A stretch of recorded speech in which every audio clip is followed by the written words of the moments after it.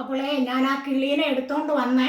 മിണ്ടാപ്രാണിയല്ലേ, അപ്പം ഞങ്ങൾക്ക് ഇച്ചിരി വേണ്ട പശ മാതിരിയല്ലേ, അപ്പം അത് പോകണമെങ്കിൽ ഇച്ചിരി വെളിച്ചെണ്ണ ഒന്ന് തേച്ച് ഒന്ന് അതിനെ പറക്കണമെങ്കിലേ ഇതിൻ്റെ ഇത് ഒട്ടിയിരിക്കുന്നതുകൊണ്ട് അതിനെ വിടാൻ പറ്റത്തില്ല. 1-2 ദിവസം നമുക്ക് നോക്കി അതിനെ ഒന്ന് ശുശ്രൂഷിച്ച് വൃത്തിയാക്കി. ഇങ്ങനെ അത് വന്ന് ചാടുമെന്ന് നമ്മൾ ഓർത്തില്ലല്ലോ.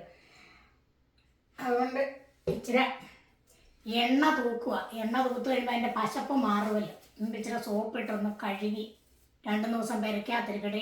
വാലൊന്ന് വെട്ടി കഴിയുമ്പോഴത്തേക്കിനുവേ റെഡിയാവും. ഇതുണ്ടോ, ഇതാണ് ഇവിടുത്തെ അമേരിക്കയിലെ കാക്കക്കുഞ്ഞ് ഉണ്ടോ. പക്ഷെ നമ്മുടെ കാക്കയ്ക്ക് നല്ല സൗന്ദര്യം, ഇതിന് സൗന്ദര്യമൊന്നുമില്ല. ഇതിപ്പോൾ എന്നെ മുറിക്കാത്ത തന്നെ ഇരിക്കട്ടെ. ഞാൻ ഇങ്ങനെ കഴിച്ചിട്ടെ. കുളിക്കടാ. ഓ പാവമുണ്ട്. അതിൻ്റെ വാലായതുകൊണ്ട് പേടിക്കാനൊന്നുമില്ല. വാല് വണ്ടിച്ചങ്ങ് വിട്ടാൽ മതി. ഇവിടെ ഒന്ന് വിളിച്ചോ. എനിക്ക് കൊത്തുന്നൊന്നുമില്ല കേട്ടോ. കുഞ്ഞാ വിളിച്ചോ.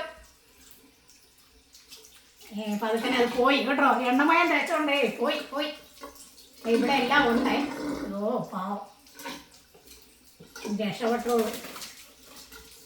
പതുക്കനെ അത് പറക്കാൻ തുടങ്ങി. 1-2 ദിവസം പേടിക്കാത്തിരിക്കട്ടെ.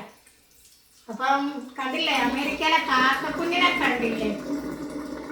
ബർഗറും പിസയൊക്കെ തിന്നുന്നോണ്ടായിരിക്കും ഇത്രയും വണ്ണം വെച്ചിരിക്കുന്നത്. നമ്മുടെ കാക്കേനെ കാണാൻ എന്തൊരു സൗന്ദര്യമാണ്. അപ്പം അങ്ങനെ എനിക്ക് ടൈം പാസിനപ്പോൾ ഒരാളെ കൂടെ കിട്ടി. എല്ലാവർക്കും നല്ലൊരു ദിവസം ആശംസിക്കുന്നു. ബൈ.